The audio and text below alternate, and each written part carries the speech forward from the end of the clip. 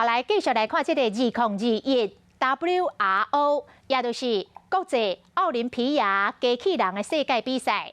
这个国中组甲高中组是由台中的中仑国中的团队代表台湾参加比赛。结果，伫个高中组是摕到世界冠军，总共摕到5个奖项。这是台湾之光，嘛是台中之光。台中市政府特别颁奖表扬。2021 WRO 国际奥林匹亚机器人世界赛进行线上颁奖，有60个国家200多支队伍参加。其中竞赛国中组和高中组是全国双料冠军的中仑国中 OFDL 团队出赛。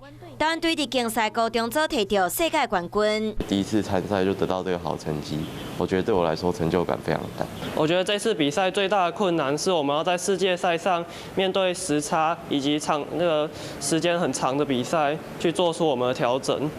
这摆世界赛是线上举行，唔有时差问题，搁爱伫线上清楚呈现机器人的表现，搁爱用英语和国际裁判沟通，连续3天，会使讲是真无简单。学生在这个部分呢，他们打下良好的一个基础哈，未来他们是一个可以发展的一个重要的方向。2021 WRO 国际奥林匹亚机器人世界赛，台湾队上尾也摕到1金2铜等5项奖项，学生若学到正式语言，嘛培养十足的机电整合能力。